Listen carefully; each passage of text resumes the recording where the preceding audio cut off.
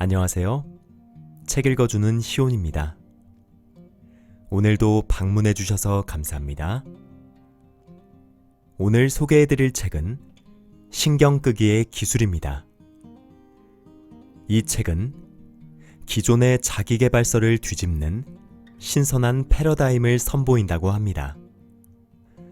무조건 믿고 노력하는 것만으로 인생이 특별해지거나 행복해지는 것은 아니며 앞뒤 따지지 않는 긍정은 오히려 독이라는 것인데요. 때론 내려놓고 포기하기도 하고 더 적게 신경 써야만 인생에서 진짜 중요한 것들을 발견할 수 있기 때문이라고 합니다. 이 책은 수많은 선택지와 기회비용 앞에서 인생의 목적을 잃어버린 채 가치관의 혼란을 겪는 현대인들에게 뜻밖의 깨달음을 전한다고 합니다. 자, 그럼 책의 일부분을 들려드리겠습니다. 자기계발과 성공은 종종 같이 붙어 다니는 말이다. 하지만 그렇다고 두 단어가 같은 의미는 아니다. 오늘날의 세상은 사람들이 앞날을 터무니없이 긍정적으로 바라보도록 몰아간다. 더 행복하게, 더 건강하게, 모두를 뛰어넘어 최고가 되라. 더 똑똑하게, 더 빠르게, 더 풍족하게, 더 섹시하게, 더 인기 있고, 더 생산적이며, 더 부러움을 사고, 더 존경받으라. 완벽하고 놀라운 사람이 되라. 매일 아침 완벽한 배우자와 아침 식사를 하고 자녀들에게 뽀뽀하고 손을 흔든 뒤 전용기사가 딸린 차를 타고 만족스러운 직장에 가서 깜짝 놀랄 만큼 중요한 일을 하며 하루를 보내라. 하지만 가만히 생각해보면 인생에 관해 사람들이 흔히 떠들어대는 조언, 긍정과 행복으로 가득 찬 자기계발 요령은 사실 우리에게 부족한 것에 초점을 맞추고 있다. 이런 조언은 개개인이 이미 자신의 결점과 실패로 인식하고 있는 부분을 파고들어 그것에 몰두하게 한다. 우리가 부자가 되는 비법을 배우는 건 나는 돈이 없다고 생각하기 때문이다. 거울 앞에 서서 나는 예쁘다고 주문을 거는 건 내가 못났다고 여기기 때문이다. 연애와 인간관계에 관한 조언을 따르는 건 사람들이 날 싫어한다고 생각하기 때문이다. 성공하기 위해 웃기지도 않는 이미지 트레이닝을 하는 건 내가 성공하지 못했다고 여기기 때문이다. 그런데 이상하게도 긍정적인 마음으로 최고와 최상을 부르짖다 보면 우리는 반대되는 것들만을 떠올리게 된다. 나와 어긋나는 것, 내게 없는 것, 내가 이루지 못한 것, 이런 일들만 머릿속으로 무한 반복하게 되는 것이다. 진짜 행복한 사람은 거울 앞에 서서 난 행복하다고 되뇌지 않는다. 가만히 있어도 행복한데 뭐하러 그런 행동을 하겠는가? 가장 작은 개가 가장 크게 짖는다라는 속담이 있다. 자신만만한 사람은 자신감을 증명할 필요를 느끼지 않는다. 진짜 부자들은 굳이 돈을 자랑할 필요를 못 느낀다. 남들이 어떻게 생각하는지도 크게 신경 안 쓴다. 반면 늘 무언가를 꿈꾸는 사람은 무의식적으로 한 가지 현실을 끊임없이 신경 쓴다. 꿈을 이루지 못했다는 현실 말이다. 세상은 우리에게 입을 모아 외친다. 좋은 삶을 살기 위해선 더 나은 직업과 더 튼튼한 차와 더 멋진 애인, 그리고 더 넓은 집을 가져야 한다고. 더 사고, 더 소유하고, 더 만들고, 더 섹스하고, 더 오래 살라고.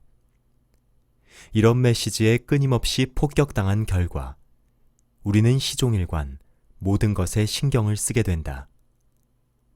새로 나온 TV에 신경 쓰고, 직장 동료보다 더 멋진 휴가를 보내기 위해 신경 쓰고, 집을 꾸미느라 신경 쓰고. 그런데 광고에서 이렇게 떠들어대는 이유가 뭘까?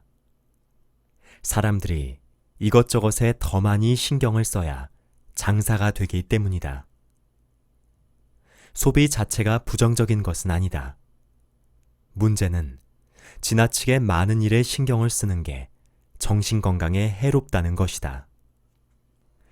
그렇게 살면 천박함과 허세가 몸에 배기 십상이며 행복과 만족이라는 신기루를 쫓는데 평생을 바칠 수도 있다. 좋은 삶을 살려면 더 많이 신경 쓸 게 아니라 더 적게 신경 써야 한다.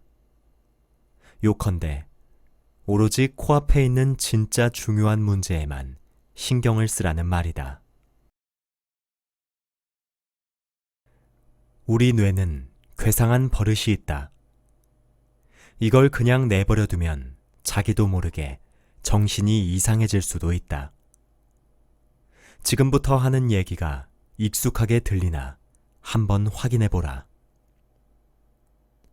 당신은 타인을 대할 때 불안을 느낀다.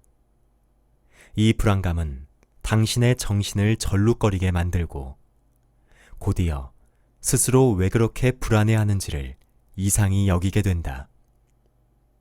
자, 이제 당신은 불안해서 불안해지는 단계에 접어들었다. 안 돼. 불안이 2배가 되다니.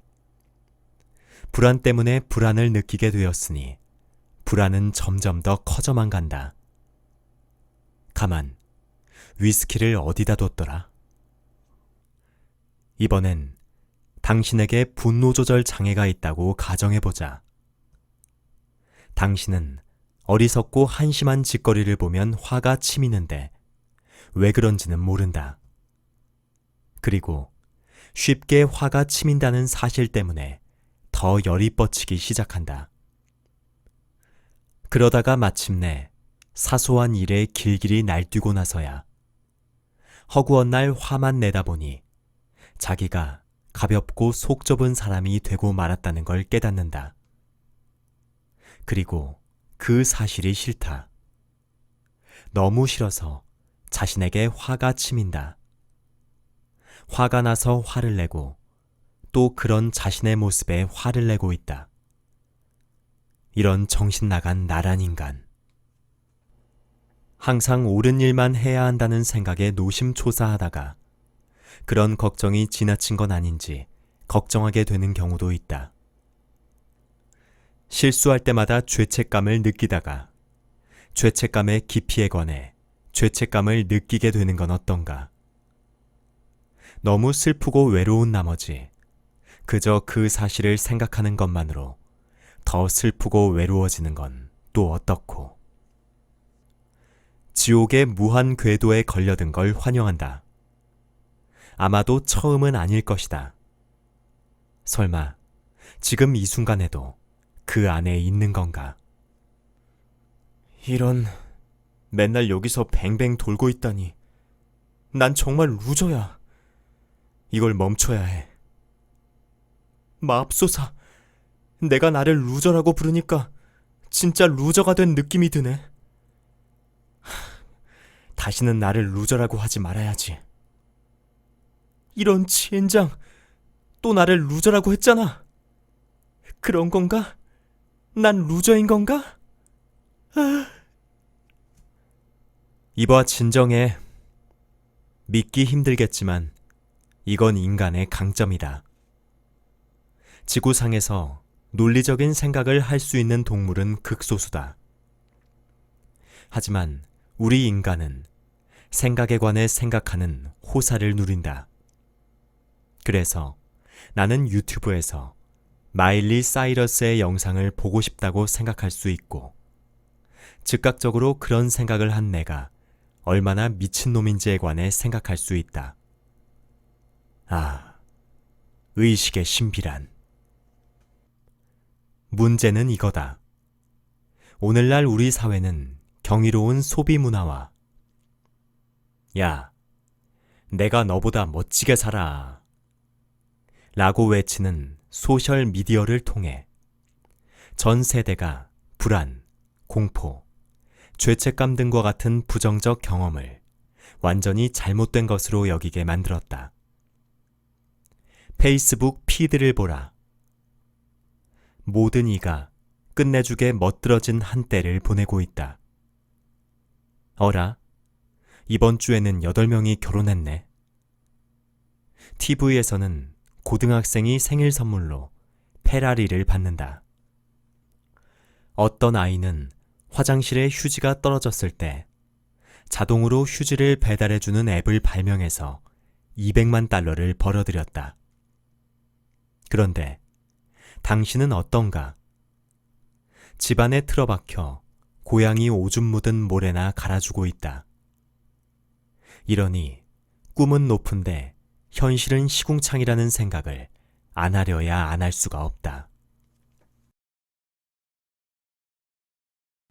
예전엔 어땠을까? 우리 할아버지는 기분이 더러울 때 아마 이렇게 중얼거렸을 것이다. 아이고, 오늘 참말로 기분이 개똥 같네. 근데 사는 게 다 그렇지 뭐. 가서 삽질이나 해야겠다. 지금은 어떨까? 5분만 기분이 안 좋아도 더할 나위 없이 즐거운 인생을 살아가는 사람들의 사진 350장이 융단 폭격을 가한다. 그러니 내 인생이 뭔가 잘못됐다고 생각할 수밖에. 바로 이런 게 문제다. 우리는 기분이 나빠서 기분이 나빠진다. 죄책감을 느껴서 죄책감을 느낀다. 화가 나서 화를 낸다. 불안해서 불안해진다. 대체 왜 이러는 거지? 그래서 우리에겐 신경 끄기가 필수다. 신경 끄기야말로 세상을 구할 것이다. 그러기 위해선 세상이 엉망진창이라는 것과 그래도 괜찮다는 것을 받아들여야 한다. 왜냐면 세상은 여태 그래왔고 앞으로도 그럴 거니까. 더러운 기분에 신경을 끄면 지옥의 무한 궤도를 끊고 자신에게 이렇게 말할 수 있다. 기분이 더럽군. 근데 그래서 어쩌라고? 그러면 신기하게도 더는 기분이 나쁘다는 이유로 자신을 미워하지 않게 된다. 조지 오웰은 코앞에 있는 것을 똑똑히 보려면 끊임없이 투쟁해야 한다고 말했다. 스트레스와 불안을 해결하는 방법은 바로 우리 코앞에 있다. 그런데 우리는 야동과 엉터리 복근 운동기구 광고를 보는데 정신이 팔려서 왜 나는 예쁜 애인을 만날 수 없을까? 왜 나는 초콜릿 복근을 얻을 수 없을까 괴로워한다. 우리는 먹고 사는 것과 상관없는 문제를 두고 온라인상에서 농담을 주고받는다. 우리들의 가장 흔한 걱정은 끼니 해결이라기보다 깨진 핸드폰 액정 같은 것들이다. 하지만 실상 우리는 우리가 이룩한 성공의 피해자다. 모두가 평면 TV를 소유하고 식료품을 배달시킬 수 있음에도 지난 30년 동안 스트레스성 질환, 불안장애, 우울증 환자 수는 급증했다. 현재 우리가 직면한 대부분의 위기는 과거와 달리 물질적인 것이 아니라 실존적이고 정신적인 것이다. 물질과 기회가 너무 많다 보니 우리는 정작 어디에 신경을 쓸지 갈피를 못 잡는다. 현재 우리는 셀 수 없이 많은 것을 볼 수 있고 알 수 있다. 그 덕에 셀 수 없이 많은 방식으로 기대에 못 미치고 부족하고 일이 생각처럼 풀리지 않는다. 이것은 우리의 내면을 갈갈이 찢어놓는다. 지난 몇 년간 페이스북에서 800만 번이나 공유된 엉터리 행복론에는 공통적인 허점이 있다. 이런 개똥 철학에 대해 사람들이 모르는 점은 다음과 같다. 더 긍정적인 경험을 하려는 욕망 자체가 부정적인 경험이다. 그리고 역설적이게도 부정적인 경험을 받아들이는 것이 곧 긍정적인 경험이다. 혼란스러운가? 그럼 1분 줄 테니 두뇌 회로를 바로잡고 다시 읽어보라. 긍정적인 경험을 원하는 건 부정적인 것이고, 부정적인 경험을 받아들이는 건 긍정적인 것이다. 철학자 앨런 와츠는 이것을 역효과 법칙이라고 불렀다.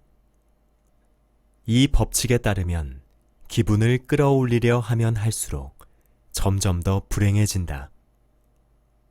뭔가를 바라는 행위는 무엇보다 내가 그걸 갖지 못했음을 강조하기 때문이다. 지금보다 부자가 되기를 간절히 바랄수록 실제로 돈을 얼마나 버는지와는 무관하게 자신을 더 가난하고 하찮은 사람이라고 느끼게 된다. 더 섹시하고 더 멋있어지고 싶어 할수록 실제 외모와는 무관하게 자신이 더 못나 보인다. 더 행복하고 사랑받기를 열망할수록 주변에 누가 있는지와는 무관하게 더 외롭고 근심도 많아진다. 정신적으로 더 깨어있기를 원할수록 더 자기중심적이고 천박한 사람이 된다. 이건 마치 술에 취했을 때 집으로 다가가려 하면 할수록 집이 멀어졌던 느낌과도 같다. 실존주의 철학자 알베르 카뮈는 말했다. 행복이 무엇인지 계속 묻는다면 결코 행복할 수 없다. 인생의 의미를 찾아 헤맨다면 결코 인생을 살아갈 수 없다. 한마디로 하면 애쓰지 마.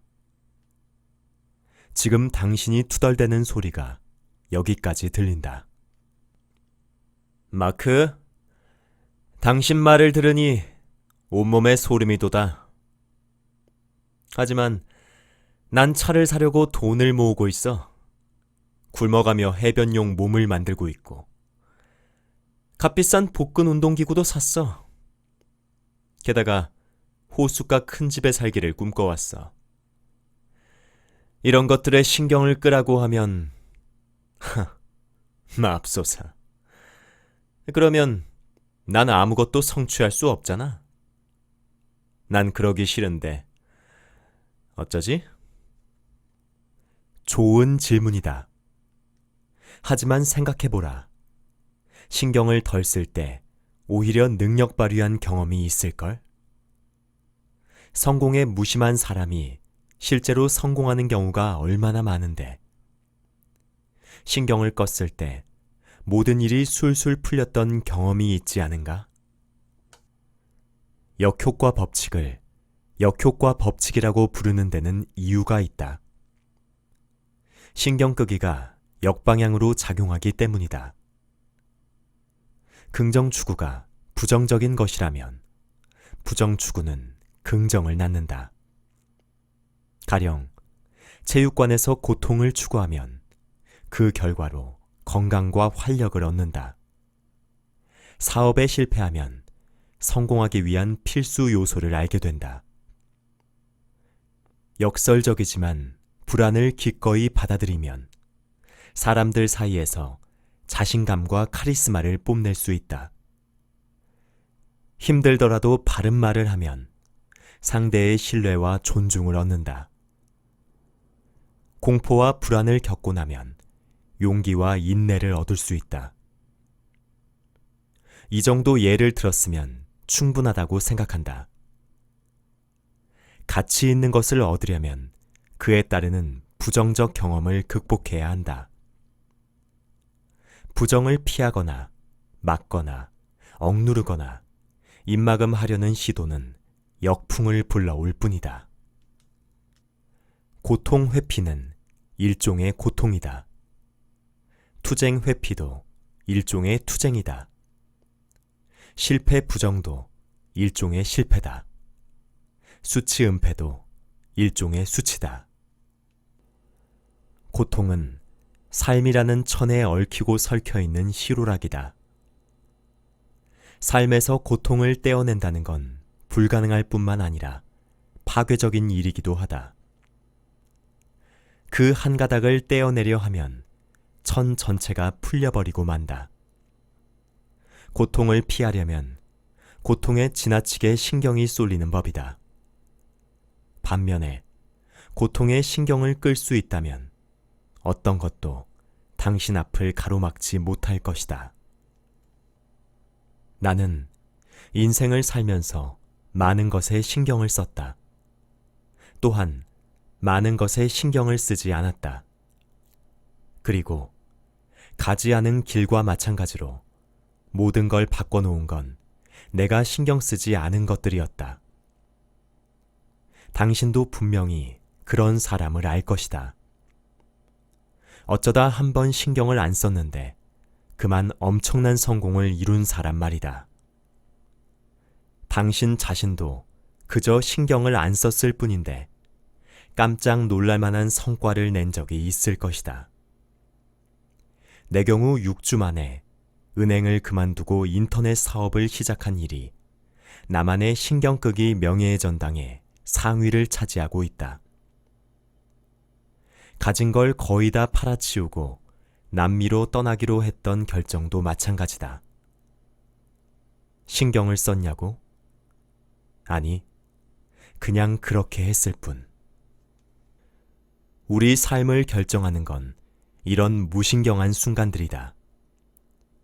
새로운 직종에 뛰어들기, 어느 날 갑자기 대학을 그만두고 록밴드에 들어가기, 당신의 뒤를 캐다 들킨 남자친구를 마침내 차버리기로 결심하기.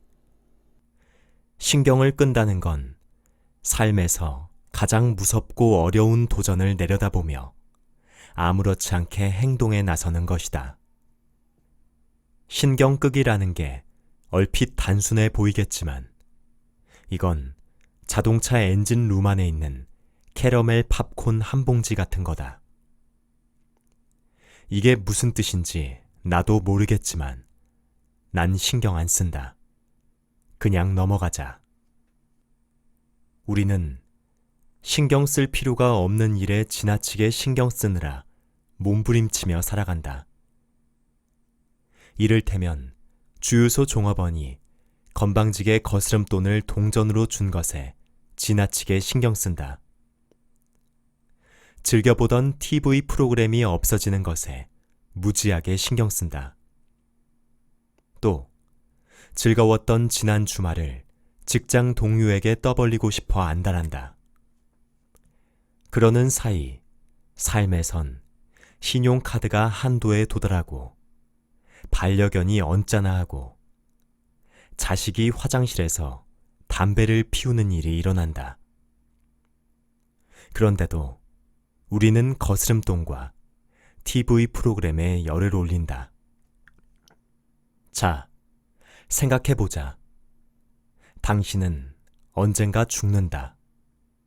좀 뻔한 얘기지만 혹시나 당신이 깜빡했을까봐 하는 말이다. 당신과 당신이 아는 모든 이가 곧 죽는다.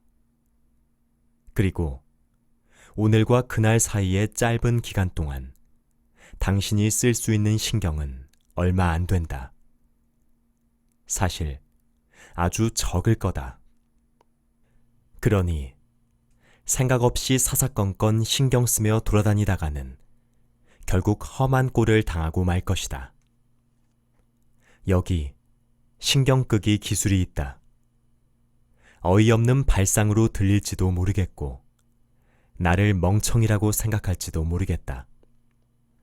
하지만 여기서 내가 전하는 말의 골자는 어떻게 하면 효과적으로 자기 생각에 집중해서 우선순위를 매길 것인가다. 다시 말해, 어떻게 하면 정교하게 다듬은 개인적 가치관의 기초에 자신에게 중요한 것과 중요하지 않은 것을 선별할 것인가를 전하는 거다. 이건 엄청나게 어려운 일이다.